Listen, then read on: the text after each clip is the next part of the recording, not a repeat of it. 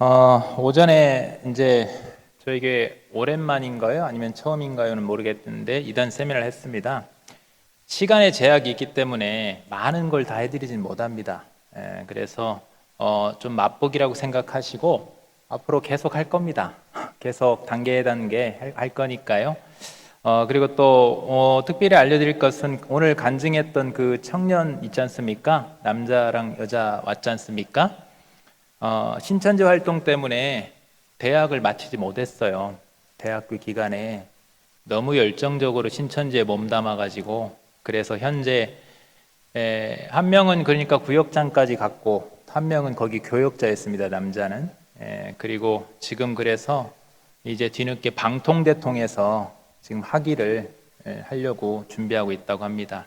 젊은 날의 인생인데 가장 활동을 많이 하는 시기에 또 특히나 교회 안에서 주 포교 대상이 3040이에요.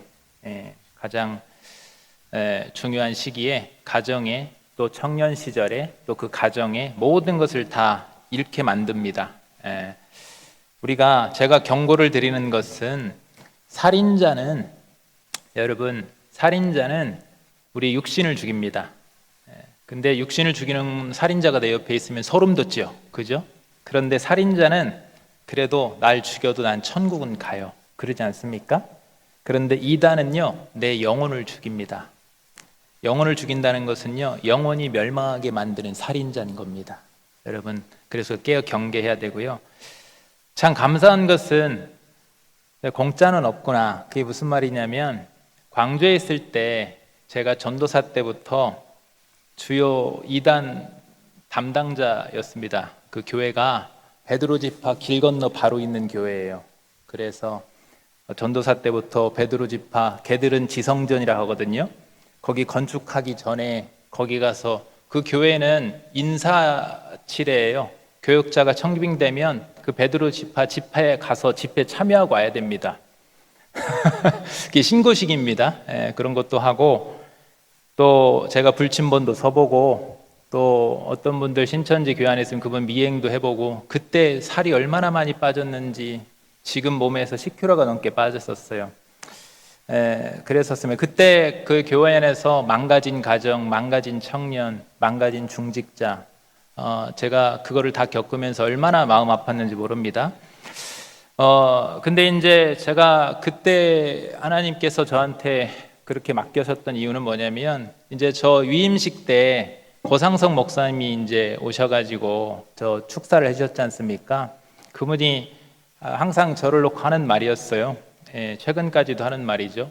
이성호 목사는 예리한 것 빼면 시체다 그랬어요. 그게 무슨 말이냐? 제가 기똥차게 잡아냅니다. 잘 봐요. 그래서 오늘도 사실은 저는 1000% 확신했습니다. 정확히 제가 다 보였습니다. 여러분들은 뭐 안 보일 거예요. 저는 정확히 봤어요. 그래서 확신을 더 가졌고요. 이단들도 많이 방법이 변화됩니다. 그래서 앞으로 우리 장지만 목사님 신학교 때 같이 라면 끓여 먹고 속옷 빨아서 서로 남자들은 속옷도 다 서로 그냥 통용해서 입습니다.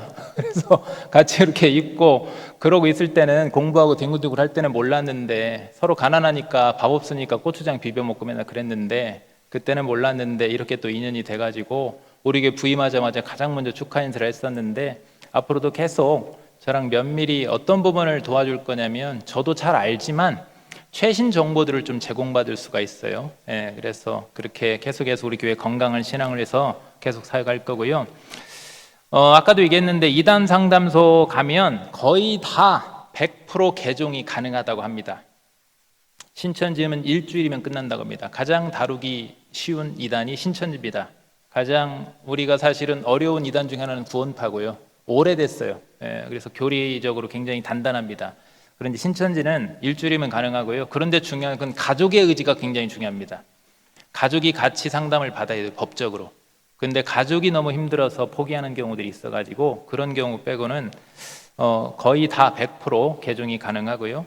앞으로 제가 이제 우리 교회를 건강하게 잘 지켜가고 신앙생활 여러분 행복하게 할 수 있도록 하기 위해서 당회장으로서 또 담임 목사로서 인사권에 대해서 당회와 또 상의하에 또 제가 어제 은퇴 목사님, 원로 목사님도 만났는데 다 또 이 동의를 구했어요. 그런 부분에 있어서 교회 안전을 위해서 당회장의 그 인사권에 대해서 강력히 실행을 하도록 하겠습니다.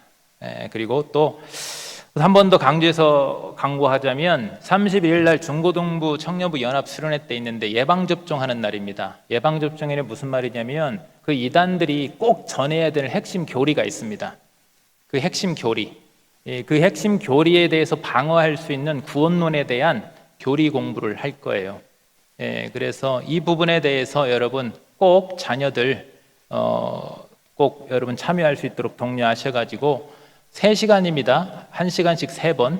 그래서 여러분 꼭 여러분 예방접종 잘 맞게 하시고 이런 사역도 한 번으로 하는 것이 아니라 지속적으로 할 겁니다. 그리고 앞으로 여기 다 목자장님들 계시니까 제가 공식적으로 분명히 광고하겠습니다. 앞으로 우리 교회 새가족이 오시는 경우 무조건 담임 목사를 봐야 되고 새가족 교육 과정을 이수해야 됩니다. 그리고 또 새가족 교육 과정에서 앞으로 제가 2단 교육에 가는 것들도 늘 겁니다. 추가할 겁니다. 그 다음에 또 목장에 여러분 새가족 왔을 때 마음대로 목장이 땡기지 마세요. 제가 굉장히 그 부분은 정확하게 화낼 거예요. 화낼 겁니다. 그래서 강력하게 할 겁니다. 제가 웃고는 있지만 화나면 무서워요. 그래서 여러분 목자장과 담임 목사의 허락하에 목장으로 여러분 안착에 하셔야 됩니다. 그리고 목장 안에서도 검증이 된 상태에서 봉사를 하도록 하겠습니다. 함부로 없으면 안 하면 돼요. 봉사 자리 없다 그럼 안 하면 돼. 그런데 마음대로 이렇게 세우거나 그렇게 임명하거나 그런 일들은 있을 수 없을 겁니다. 그런 부분들 이렇게 하시고 자 이제 좀 심각해지셨는데 심각해지셨는데 우리 함께 웃으면서 서로 축복하고 밝은 마음으로 말씀 받도록 하겠습니다. 사랑합니다. 축복합니다. 감사합니다. 그리고 한 가지 더 추가로 이제 제가 향후 어떤 거를 진행할 거냐면요. 저를 비롯해서 모든 교육자는 2단 전문 상담 과정을 이수할 겁니다. 교회 지원하에. 그리고 일부 은사가 있는 분들은 제가 분별해서 지목해서 한두 분 정도 2단 상담사로 제가 키울 겁니다. 그래서 우리 교회는 전문적으로 2단 3단 상담사가 있는 교회로 제가 그렇게 만들겠습니다. 그래서 새가족 교육도 2단 상담 겸해서 교육자를 통해서 그리고 올해 제가 2단 대책위원회를 제가 만들겠습니다. 신설하겠습니다. 그리고 위원회 안에 2단 상담사를 제가 포진하도록 하겠습니다. 웬만하면 더 말 안 할게요. 앞으로 계속 강력하게 제가 진행하도록 하겠습니다. 자, 우리 다시 한번 그런 데서 웃으면서 우리 인사할 거예요. 사랑합니다. 축복합니다. 감사합니다. 오늘 우리에게 주신 하나님 말씀 받도록 하겠습니다. 하나님 말씀은 느헤미야서 5장 14절에서 19절까지 말씀입니다. 느헤미야서 5장 14절에서 19절까지 말씀 우리 교독하도록 하겠습니다. 제가 먼저 읽겠습니다. 또한 유다 땅 총독으로 세움을 받을 때 곧 아닥사스다 왕 제20년부터 제32년까지 12년 동안은 나와 내 형제들이 총독의 녹을 먹지 아니하였느니라.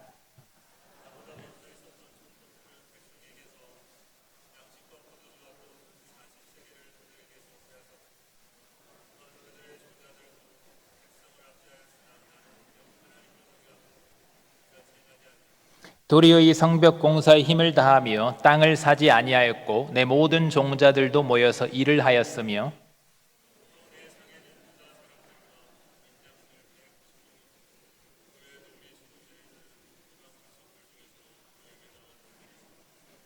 매일 나를 위하여 소 1마리와 살찐 양 6마리를 준비하며 닭도 많이 준비하고 열흘에 한 번씩은 각종 포도주를 갖추었나니 비록 이같이 하였을지라도 내가 총독의 녹을 요구하지 아니하였음은 이 백성의 부역이 중함이었더라. 내 하나님이여 내가 이 백성을 위하여 행한 모든 일을 기억하사 내게 은혜를 베푸시옵소서. 아멘. 오늘은 이제 하나님을 경외하는 사람이란 제목으로 말씀을 드립니다. 이제 지난 시간 느헤미야 5장 앞장에서 우리가 성벽 재건을 하는 공동체 안에서 내부에서 발생했던 문제를 살펴봤죠. 가난한 백성들이 먹을 양식과 이제 세금 때문에 밭을 내놓고 포도원과 짚을 내놓고 저당 잡혔고 심지어 사랑하는 자녀를 종으로서 이렇게 넘겨야 되는 그런 지경까지 이뤘다 했습니다. 당시에 외부의 대적도 큰 문제였지만 공동체 안에 형제가 형제를 짓누르는 이런 일들이 굉장히 큰 문제였고 공동체 전체에 위기가 오게 됐어요. 그때 느헤미야가 뭐라고 했습니까? 귀족들과 민장들을 책망했습니다. 공회 앞에 세워서 책망하고 우리 하나님을 경외하는 가운데 우리가 행해야 될 것 아니냐, 하나님을 경외하는 자답게 행해야 될 거 아니냐라고 이렇게 말하죠. 여러분, 우리가 하나님을 경외하지 않으면요, 하나님을 어려워하지 않으면요, 사람은 어떻게 흐르게 되어 있냐면 우리는 어쩔 수 없이 죄성을 가지고 있어서요, 자기 욕심을 기준으로 살아갈 수밖에 없습니다. 그런데 반대로 하나님을 경외하면요, 말씀 앞에서 나를 낮추죠. 내 고집을, 내 욕심을 꺾습니다. 그리고 하나님이 바라시는 뜻대로 형제를 미워하고 압제하는 것이 아니라 형제를 세우고 살리는 길로 나아가게 되는 거예요. 그래서 오늘 말씀은 바로 전에 이제 공동체 앞에, 귀족들 앞에 그런 말을 전했던 느헤미야 자신이 그러면 공동체 앞에서 어떻게 살았는가, 하나님을 경외하는 사람은 어떤 삶을 살았는가 본을 보여주는 그런 말씀이거든요. 말씀을 통해서 하나님을 경외하는 사람이 구체적으로 어떤 모습으로 살아야 되는지를 다시 한번 살펴보면서 우리 역시 모두가 다 느헤미야를 본받아서 하나님을 경외하는 삶을 다시 한번 믿음으로 결단할 수 있는 저와 여러분 되시기를 주님의 이름으로 축복합니다. 첫 번째는 하나님을 경외하는 사람은 자기 권리를 내려놓을 줄 안다, 이거예요.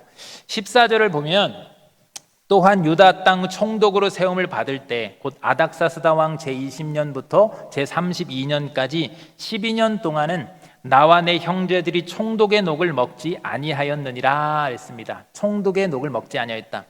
느헤미야는 이제 메데 바사 제국, 지금으로 말하면 페르시아 제국이죠. 거기에 왕에게 임명받은 유다 땅의 총독입니다. 총독이 한 국가의 총독이에요. 최고 이 통수권자입니다. 그래서 이 총독에게는 당연히 권한이 있죠. 백성에게 일정한 녹을 받을 수 있는 권한을 당연히 갖고 있어요. 그리고 행정적인 권세도 분명히 갖고 있습니다. 그래서 당시에 총독들의 관례로 보면 총독이 자기에게 허락된 왕으로부터 부여받은 그 권한을 가지고 부와 권세를 누리는 것은 당연한 일이었습니다. 이건 당연한 거였어요. 그런데 느헤미야는 그렇게 하지 않았다고 했죠. 12년 동안 총독의 녹을 먹지 않았다라는 거예요. 백성들로 하여금 총독의 녹을 맞지 않았다. 이가 지금 느헤미야가 받을 수 없어서 안 받은 게 아니에요. 권리가 당연히 있지만 받지 않았다. 그럼 왜 받지 않은 겁니까? 15절을 보면 나보다 먼저 있었던 총독들은, 그 앞전의 총독들은 백성에게서 양식과 포도주와 또 은 40세겔을 빼앗았고 그들의 종자들도 백성을 압제하였으나 나는 뭐 했기 때문에요? 하나님을 경외함으로 이같이 행하지 아니하였다라고 했어요. 여러분, 하나님을 경외한다는 것은요, 우리가 마음으로 하나님을 두려워한다, 어려워한다 그런 의미가 아닙니다. 어떤 게 경외하는 겁니까?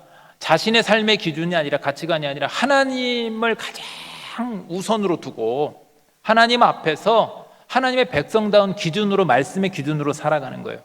그래서 내 뜻이 아니라 하나님의 뜻 앞에서 심지어 느헤미야처럼 자신의 그 마땅한 권리까지도 내려놓을 수 있는 것, 이 법에 저촉되는 거 아니에요. 세상 법을 어기는 것 아닙니다. 당연한 건데도 하나님 앞에서 아니라 이 말입니다. 이건 하나님 앞에서 내가 하면 안 되는, 누리면 안 되는 권리다 해서 그것까지도 기꺼이 내려놓은 겁니다. 우리는요, 신앙인들이 이 부분을 잘 잡아야 돼요.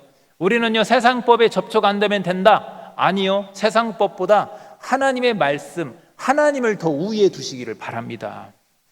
우리는 그렇게 돼야 되는 거예요. 느헤미야도 마찬가지죠. 사람의 눈치를 보는 것이 아니라 항상 그래서 하나님 앞에 자신을 살핀 겁니다. 그래서 이전에 총독들이 하던 방식을 따르지 않았어요. 이전 총독들은 백성들에게 양식과 포도주와 은을 빼앗았다라고 표현되잖아요. 성경이 정당하게 받은 것이 아니라 더 빼앗았다. 그리고 그들의 종자들도, 느헤미야 주변에 있는, 총독 주변에 있는 그런 사람들 역시도 백성들을 똑같이 압제했다라는 겁니다. 그래서 권세를 가지고 섬김의 도구가 아니라 자기 이익의 도구로만 삼았던 것이 느헤미야 앞에 있던 총독들이 했던 그런 관례였습니다. 그런데 느헤미야는 달랐다 이거예요. 여러분, 우리가요, 어디서든지, 저도 노력하는 바예요. 젊은 목사로서 내가 당했으니까 너도 당해봐라가 아니라 내가 당했지만 나 때에서 이거는 끊을 거야. 아멘입니까 여러분? 그러죠. 악습을 끊어야죠. 느헤미야는 그렇게 끊었습니다. 그래서 16절을 보니까 도리어 이 성벽 공사에 힘을 다하였다 했어요. 빼앗은 것이 아니라 자기 걸 내어놓은 거예요. 자기 걸 더 내놨어요. 그래서 땅을 사지 아니하였고 나의 모든 종자들도 모여서 같이 일을 보탰다, 일을 하였다 했습니다. 총독의 권리를 가지고요 백성들을 짓누르는 것을 사용하지 않고 오히려 성벽 공사에 힘을 보탰다 했어요. 땅을 사서 행정권이 있었기 때문에 땅을 사가지고 그것을 재산으로 늘리는 일들에 하지 않았어요. 예나 지금이나 권력자들은 그 땅 장사합니다. 그거 가지고 재미를 보거든요. 그거 하지 않았다는 거예요. 이것이 바로 하나님을 경외하는 사람의 모습인 겁니다. 하나님을 경외하면 내가 이거를 할 수 있다, 내가 얻을 수 있다, 이것이 아니라 하나님 앞에서 이게 옳은가를 항상 생각해 봐야 되는 겁니다. 할 수 있다, 해도 된다, 얻을 수 있다가 아니라 하나님 앞에서 이게 맞는가, 이걸 항상 생각해야 돼요. 그래서 여러분, 하나님 앞에 경외하는 사람은요 권리가 있다고 해서 다 사용하는 것이 아닙니다. 유익이 된다고 해서 다 그것을 붙잡는 것이 아닙니다. 하나님 앞에서 백성을 살리고 공동체를, 이웃을, 약한 자를 살리고 그 공동체를 세우는 길이라고 한다면 기꺼이 내 권리까지도 내려놓을 수 있는 것, 이게 바로 하나님을 경외하는 사람이다 이거예요. 예수님도 그렇게 하셨죠. 가장 높은 자리에 계셨지만 낮은 자리에 오셨어요. 섬김을 받아야 되는데 도리어 섬기러 오셨다 했어요. 그리고는 제자들의 발을 씻기면서 뭐라고 했습니까? 너희도 이같이 하라. 아멘. 여러분, 너희도 이같이 하라 라고 했어요. 그러면 여러분, 하나님을 경외한 사람은요 항상 우리가 조심해야 되는 게 높아지는 길보다 섬기는 길을 선택해야 될 줄로 믿습니다.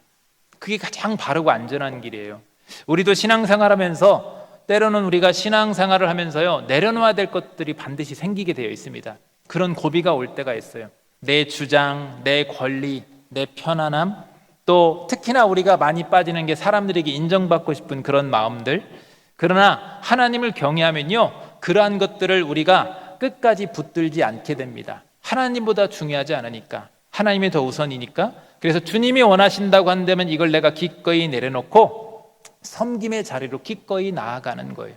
느헤미야처럼, 우리 예수님처럼. 자, 그러므로 여러분, 하나님을 경외함으로 우리 역시도 자기 권리를 내려놓을 수 있는 그런 성도가 될 수 있기를, 저와 여러분이 될 수 있기를 간절히 소망합니다. 기꺼이 내려놔야 될 때 내려놓을 수 있는. 그래서 하나님이 그렇게 우리가 내려놓고 낮아지는 우리의 그 섬김을 통해서 우리 공동체를 건강하게 세워 가실 줄로 믿습니다. 두 번째는 하나님을 경외한 사람은 인내의 삶으로 실천한다라고 했습니다. 17절을 보면 또 내 상에는 유다 사람들과 민장들 150명이 있고 그 외에도 우리 주위에 있는 이방 족속들 중에서 우리에게 나온 자들이 있었는데 라고 했어요. 느헤미야가 지금 총독의 녹을 받지 않았다, 이게 단순히 검소하게만 살았다, 그렇게만 볼 게 아닙니다. 지금 느헤미야는요 받지 않은 것만 말하는 것이 아니에요. 오히려 자기 것을 내어놓기도 했어요. 자기 것을 내어놓아서 사람들을 섬겼다라는 거예요. 그러니까 왜 지금 여기 보면 식탁 얘기가 나오는 거군요. 17절 말에 보면 식탁 이야기가 나와요. 유다 사람들과 민장들 150명이 있다 했어요. 또 주위 이방 족속들도 함께 찾아온 느헤미야 그 식탁이 있다고 했습니다. 이게 뭐냐면, 왜 그러냐면 당시 총독의 식탁은요 개인 그런 식사 자리가 아니었습니다. 영향력이 있는 사람이었기 때문에, 정치가잖아요. 그렇기 때문에, 지도자이기 때문에 느헤미야와 함께 일할 사람들을 그 식탁에서 같이 밥을 먹으면서 같이 거기서 돌보고, 외부에 찾아온 사람들도 만나고, 그리고 공동체 관계를 잘 유지할 수 있는 개인적인 자리가 아니라 총독으로서의 공적인 자리가 식탁의 자리였어요. 그렇기 때문에 이게 공적인 자리였기 때문에 이 느헤미야 개인 부담을 하지 않아도 되거든요. 그런데 이걸 느헤미야는요 백성들에게 그걸 부담하지 않았다고 했어요. 왜 부담하지 않았냐? 자기 공을 내세우려고 한 것이 아니에요. 인기 끌으려고 한 것이 아니라 백성들의 지금 경제적인 상황이 어려운 것을 알고 있었어요. 당시에 유다 백성들의 그 경제적인 상황이 좋지 않았어요. 지난 시간에 보면 알겠지만 다 저당 잡히고 빚이 있고 자녀까지도 종으로 팔아야 되는 이런 상황에서 국책 사업인 지금 성벽을 재건하는데 얼마나 지금 힘들겠습니까? 경제적으로. 그래서 18절에도 보면요 매일 나를 위하여 소 한 마리와 살찐 양 6마리를 준비해. 엄청난 양이에요. 소 한 마리, 옛날에 여러분 소 한 마리 잡으면 동네 잔치 다 했잖아요. 소 한 마리 잡았죠. 살찐 양 6마리 잡았고요. 또 닭도 많이 준비했고, 열흘에 한 번씩은 각종 포도주를 갖추었나니 비록 이같이 하였을지라도 내가 청독의 녹을 요구하지 아니하였음은 이 백성의 부역이 중함이었다 했습니다. 백성의 부역이 중했다. 삶이 어려운 걸 알았다 이거예요. 느헤미야는요, 그러니까 백성들의 형편을 먼저 살핀 겁니다. 그들의 수고와 부담을 다 알고 있었어요. 그래서 자기 권리를 먼저 주장하기보다는 그들의 짐을 오히려 덜어주는 길을 선택했다라는 겁니다. 이게 바로 느헤미야가 보인 게 바로 인애라는 겁니다. 인애라는 것은 하나님이 자기 백성에게 지속적으로 신실하게 보이는 언약적 사랑. 이건 뭐냐면 그 백성이 하나님께 잘하든지 못하든지 상관없이 베풀어 주시는 사랑, 신실한 사랑. 이것을 느헤미야가 당시 유다 백성에게 본을 받아서 사랑을 실천했다 이거예요. 그러니까 하나님께서 자기 백성을 긍휼히 여기시고 오래 참으시고 은혜를 베푸신 것처럼 이스라엘 이 하나님의 백성들 역시도 그렇게 서로 간에 인애를 보이며 살아야 되는데 느헤미야가 그렇게 했다 이거예요. 느헤미야는 말로만 하나님을 경외한 것이 아닙니다. 그의 하나님 경외하는 신앙은요, 이 식탁에서 드러난 거예요. 돈을 어떻게 사용하냐에서 드러난 겁니다. 백성의 짐을 덜어주는 그 선택에서 보여진 거죠. 그러니까 여러분, 하나님을 경외하는 믿음은요, 어디서 드러나느냐? 예배의 자리보다는 사실은요, 삶의 자리에서 더 드러나는 줄로 믿으시기를 바랍니다. 사람들을 대할 때 우리가 반대적으로 비교되는 사람들이 있죠. 5장 앞부분에서 지난주에 귀족들과 민장들이 어떻게 했어요? 가난한 형제들의 어려움을 자기 이익으로 삼았습니다. 그들을 오히려 자기 그 가난한 걸 통해서 자기 이익의 기회로 삼았어요. 그런데 느헤미야는 하나님을 경외하기 때문에 어떻게 했습니까? 백성의 그 어려움을 이익의 자기 이익의 기회가 아니라 자신이 오히려 더 헌신할 수 있는 기회로 삼았다라는 거예요. 완전히 다르죠. 이것이 하나님을 경외하는 사람과 세상 풍조를 따르는 사람의 차이가 되는 겁니다. 우리도 그러면 어떻게 해야 되겠습니까? 하나님을 경외한다면 느헤미야처럼 인애를 실천해야 될 줄로 믿으시기를 바랍니다. 내가 어떻게 해요? 내가 가진 것을 하나님의 뜻에 맞게 사용해야 되는 거예요. 여러분, 막 무리해서 다 주라는 얘기가 아니에요. 내가 가진 것의 일부를 항상 우리는 마음속에 생각해야 되는 거예요. 어떻게 사랑을 실천할까를 생각해야 되죠. 이번에 그런 의미에서 굿네이버스 우리 교회가 참 의미 있는, 제가 감동했어요. 제가 감동했는데 오후 예배 이렇게 소개하고 했는데 30명의 아이들 우리가 품을 수 있고, 교실은 지금 하나하고 2개째는 지금 우리가 쌓이고 있습니다. 헌금이. 예, 이게 한 번에 못 하신다고 그래서 일부 이렇게 계속 차곡차곡 하신다고 하시는 분들이 계셔가지고 느헤미야 굿네이버스에서 막 감동을 했어요.